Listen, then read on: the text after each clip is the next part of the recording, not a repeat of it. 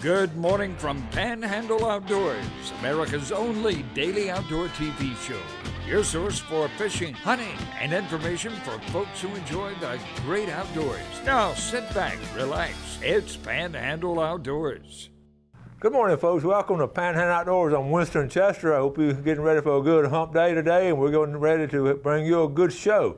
Our weather brought to us by Haney Technical Center at the corner of Baldwin and Highway 77. And speaking of weather, it's still hot, but in the horizon coming up, say Friday now, the meteorologists at all different locations are telling us we got some cool weather coming in at night. Basically, it's going to be low in at 65, 68, something like that. So look forward to that this weekend. Right now, the high is 95 and low is 74.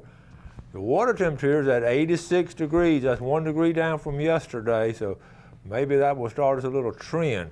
Our river readings brought to us by Mountain Dew. Take it outside with Mountain Dew.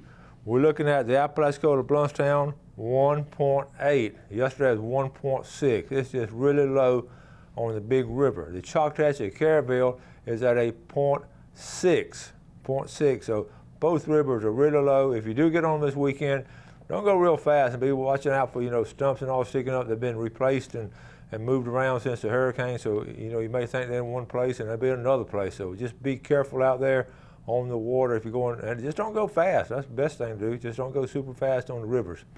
Our tide chart brought to us by Kent Forest Lawn. A little bit of neap tide today and a little bit better for the weekend though, but next weekend some really strong tides. Low tide this morning at 8:57 and high right there around noon about 12:20. Marine forecast is interesting to me. It usually have south, southwest, north, northeast, but the reading this morning is coming straight out of the west at about 9, and then switching in the afternoon coming straight out of the east. So you got west and east, and no other parameters around it. So it's going to be around 8 to 9 and completely switching around sometime during the day. And let's take a break and we'll be right back. Welcome back and welcome to Mr. Daniel Cole. Daniel. What's going on? Good to have you. Always great to have our boat expert in once a month because there's so many things going on. And we were talking before the show and all the Bahamas had sort of the same thing we had as far as boat being torn up. Now, you've already got some calls. So we're going to be contacted by several insurance organizations and private individuals. So the big problem right now with getting their insurance claims met or even started is there's no inward traffic from flights. And in fact, the part of the Bahamas that we're going to is going to be, they won't be allowing any commercial or private flights until they said at the earliest December 13th. Wow. So in the meantime, these people have all these boats piled up in the yards and on each other's, and they can't even get the insurance process started. So I was approached by a gentleman. We did his survey. He's a really nice fella. And anyway, he was purchasing a boat to go down there, and he asked me if I would go with him. I did a survey on the boat, and he said, will you go with me? I've got a big 60-foot sailboat on the hard down there that I need surveyed. Mm-hmm. So we're starting to coordinate now since he's take a private vessel over. You just can't fly in. But now we're able to coordinate a lot of the calls and stuff from the insurance companies to be able to go down and mitigate some of that for them. Yeah, we've all seen the pictures, and they are all piled up too. You just can't get in there then. Yeah. No. That's going to be interesting. That's going to keep you busy too. Well, we're going to try and do it in segments where we can go in, be back like a week at a time. Right. So that we'll still be able, don't worry if you've got anything going on, you need us for anything, we'll still be able to accommodate you with any services that you need. We'll be in and out doing that. Okay. But we'll be able to schedule. Because we always take care of our home folks first. That's right. And speaking of home folks, what's been going on around here? Well, I don't really know. I've been so busy, I hadn't had time to fish or do anything, but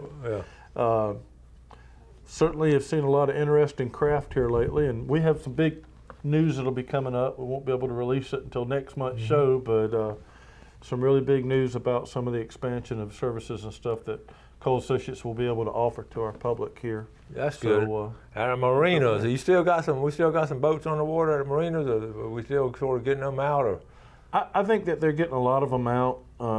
Captain Brooks, who is a great salver, he has brought in a landing craft, and they seem to be getting You know, the main marina downtown cleared out. I think St. Andrews is getting back on its feet. But, but it's just a slow, tedious process. You know, people don't realize what goes into that, but it's not like a pile of limbs on the road. You can't just crunch the boat and pick it up. Yeah.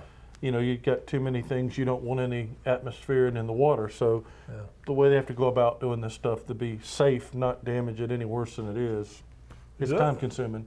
Yeah, looking back, Daniel, it looks like, you know, everybody's worried about the fuel leaks and all. I know we had some, but overall, you know, when everything's said and done, I don't think we had that many fuel leaks. What did you think on that? Well, I know we had some. There were some, and I mean, we've seen some, but it's, I think one of the biggest things is just the expertise of the recovery crews removing the vessels, because there could have been a lot more, but today's boats are built such a way that, you know, it's not that you can't puncture the tanks, but they're pretty well protected if they're done according to ABYC standards. And so they are pretty protected, and as long as the boat's not broke up, it stays intact and no sharp edges can get to them, typically they'll be safe. Are they still taking them out to the dump out there and they've got them lined up like they used to? I haven't been out there lately, so I don't know, but that's what they were doing for a while. Yeah, they just had them in line out there. A lot of good boats and all. And of course, those are the fiberglass ones. Then we lost we'll talk about losing the Davis Queen Fleet. We sure hated losing that one. Yeah, you know, I had to go do the initial on that, and going up in Robinson Bayous, seeing those big old girls laid up in the mud. Oh, man. The roofs ripped off of them. I mean, that was kind of a sad situation because that's part of our history you can't get back. Yeah, that's true. And sadly, them old wood boats, they get to a point where you can't do anything to them. You just can't justify the amount of expense it would take to put them back in service. So if something that would probably be a great project for our area, as much as we rely on the water, is if we had something more of a maritime historical society. I mean, like, you know, we have the Friends of the Governor Stone that protect it, but really those boats, if we could have done more to protect them, or had money and funds to bring them back and treat them more as a museum, because that's such a big chunk of our history. That's exactly. It's too late now. But if we'd had that if we'd done that ahead of time and had some people sort of help preserve it. Well, you know, ideas are cheap, but the money to do it's always that's the hard thing to come up with. Yeah, and we're all getting that situation. We have historical societies and all, but like sometimes you have to be specific, like maritime history. Yeah, that's it. And a lot of the New England coast, they have that maritime history. We don't quite have it around here in the Florida Panhandle, but we want it, and we know the need for it. We know our history. Yeah. We just don't really do a lot to preserve it. I found that out when we were doing the book. Let's take a break. We'll be right back.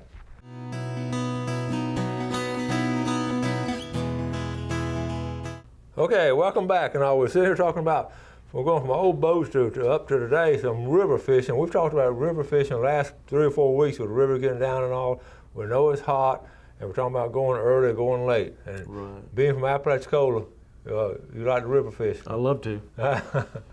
Well, listen, we got some pictures.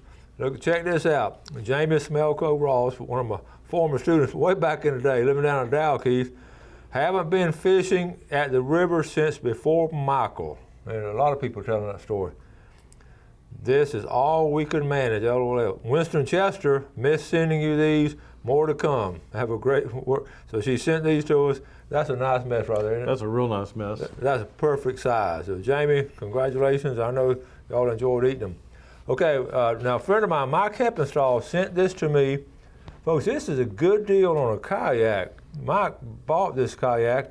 It's a Jackson Coosa kayak with flex drive, which is like a pedal system. Cost $4,500 brand new for $2,000. It's got Garmin, and you see all the things it's got on it. And here's Mike's number at the bottom of the screen. Call or text. I'm going to leave it there a second for you to get the number. Sale price $2,000, and it's a $4,500. And it's like brand new. It's had it about a year. Here, let me see if I can enlarge this picture. There's a picture of it right there. It's sort of faded, but then here's that. It's loaded, and this fall will be some excellent time to go kayak fishing. Okay. Got a couple more pictures. Oh, Zeb Schofield, that's a nice one. Yes, it is. Zeb doing a good job there, up there at Panama Cabinets, and good job, Zeb. Just walking in the woods. Here's Susie Gibson down at Howard Creek, walking in the woods, and what does she see? A big old owl. Now, that's just beautiful, isn't it? Just walking through the woods. Al, just sitting there. Those are some pretty woods. That's beautiful down there. Yeah. You know that area all along the river. Yeah. And those owls are just special. I get a kick out of them. They just look at you and turn their head. And one more, just a photographic. We call them cowbirds, but there's no cows in this picture.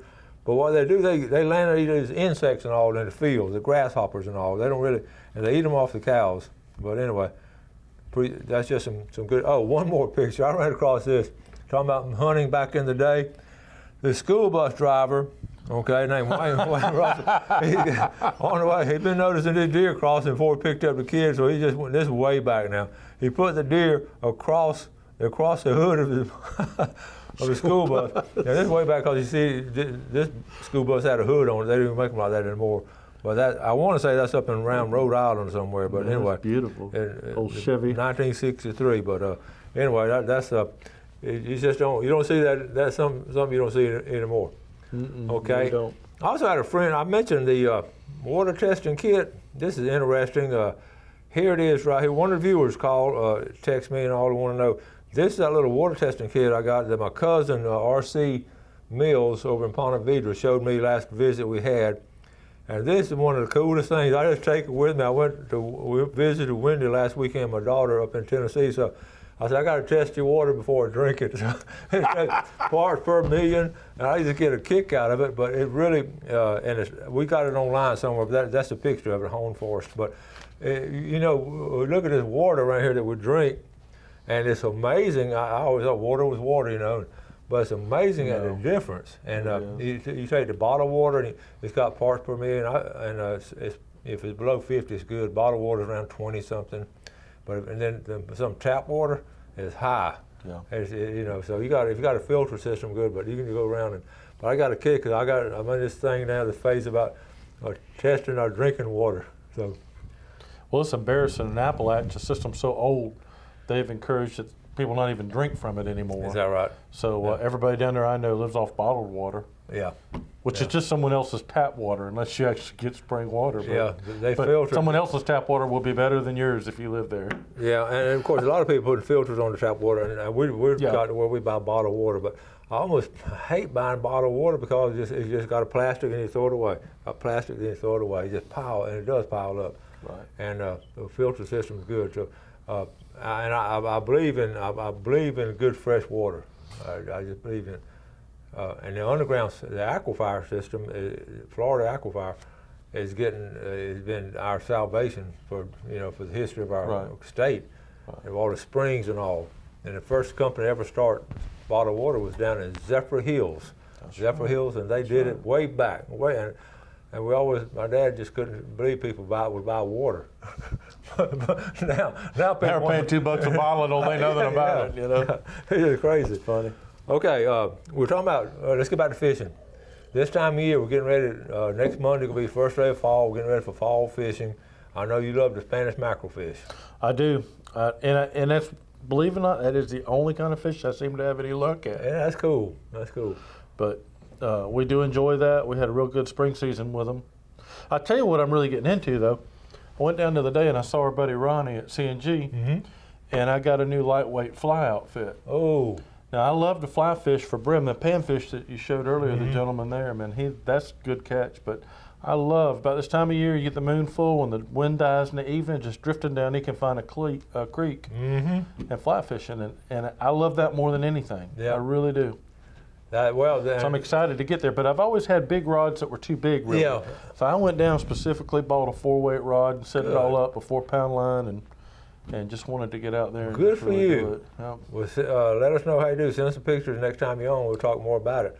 And that was the easy part. Getting the time to use it, that'll be the hard part. But if I do, I'll definitely share. That's exactly right. I think we all have that same problem. Even Jeff, he don't work but 2 jobs, and he still don't have time to go fishing. But listen, we've been talking about fly fishing now for about 3 or 4 weeks, really strong. Really? Because, yeah. Well, we have because we've had this north wind that was really strong when the storm came through. Yes. And what it did is sort of reverse the flow of the bugs getting on one side of the leaf and all. And they were telling me down on the Apalachicola River, those bugs were just falling off because they're on the backside of usually it's that south wind. And the fly fishermen have done real, real well.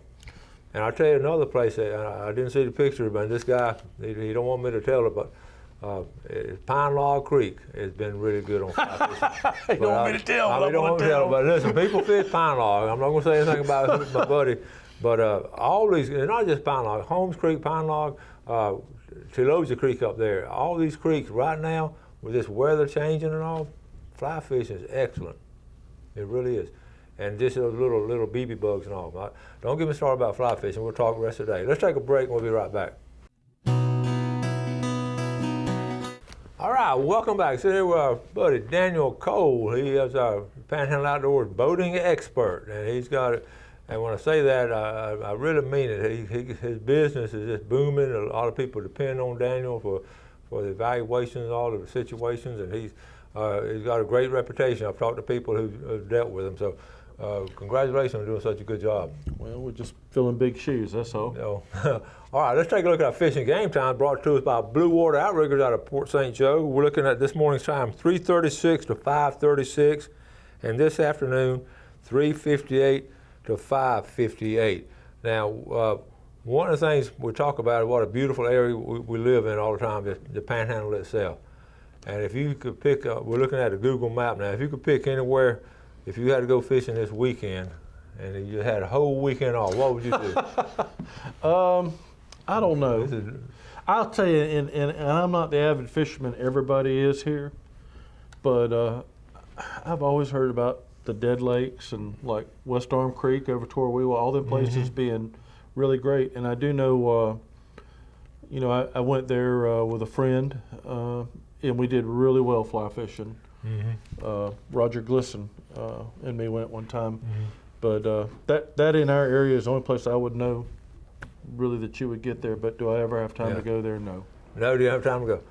Listen, we'll talk about that Weewha area. That's a special area, and all up and down the creek, and the fly fishing, the mayflies.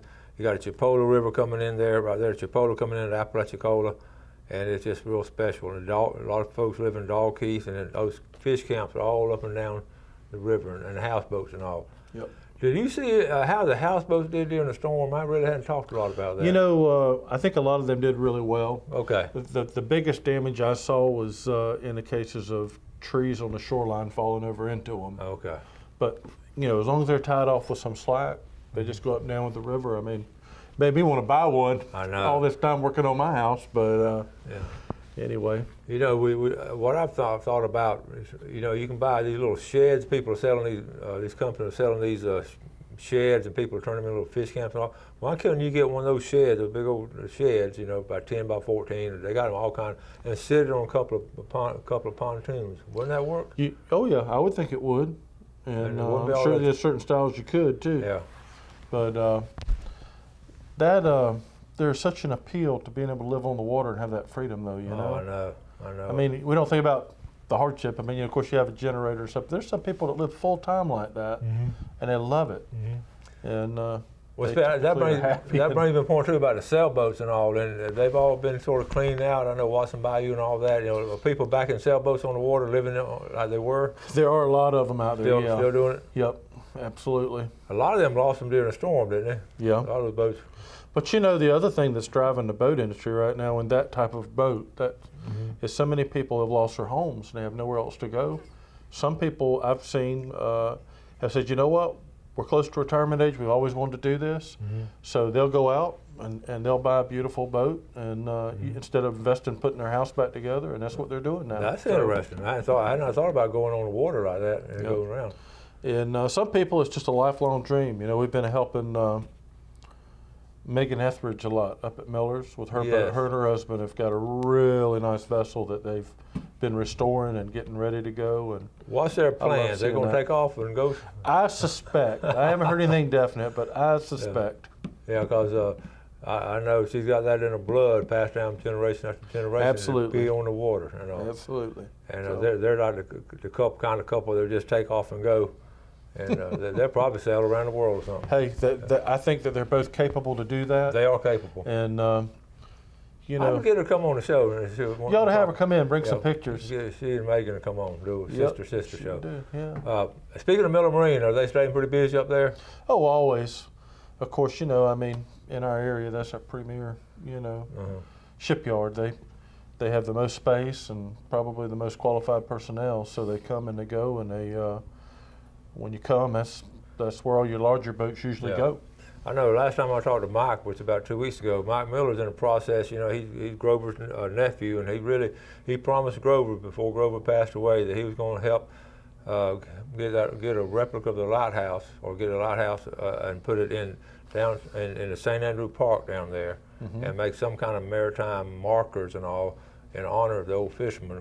Grover really wanted to do that. I talked to Grover, we talked about this. He would want to put a maritime museum up years ago, and had the building, and we he got so busy and all with his business, and he just something we never got around to it. But his intention was good, and so Mike wants to honor that, and he showed me some plans, and it's going to have some bronze markers maybe of the old captains and all. So it's a good idea. Wouldn't that be so awesome? Here's we're going. That's just sort of a sketchy look at it, but it's going to be a great idea. And you got to go through the processes, and about going through the Absolutely, yeah, that's right. And then you got to get some volunteers, then you got to get donations and that. So, but anyway, it's a great start. I could see our community coming together for that, though. Yeah. I mean, Grover was such a great guy. We still have a lot of patriarchs to that whole livelihood here that are also up in age, and it'd be nice to do some of them to see it happen before they do pass away. Yeah. So I hope that gets off the ground quick. And I mentioned over and over again why Destin had the foresight to make that little Destin Fishing Museum way back before all that property got so valuable. And it's sitting right there in the middle of Destin. And That's right. That's just a cool idea. We're about to run out of time, buddy. Okay. Appreciate you coming Always on. a pleasure being here. And So you got a full schedule? oh yeah, but we always got room when you need help. Yeah. We always got room out there. And something else we haven't mentioned in a while, even if someone doesn't need services, if they have any questions, just some advice, That's a good idea. feel free to contact me. That's It's great. free, and we love educating and helping people and helping them make good decisions. So Thank you. Thank y'all for watching Panhandle Outdoors. Have a great day, and God bless. Thanks for watching America's only daily outdoor TV show, Panhandle Outdoors with Winston Chester, featuring hunting, fishing, and other activities and information to help you enjoy the great outdoors. Join us next time for Panhandle Outdoors.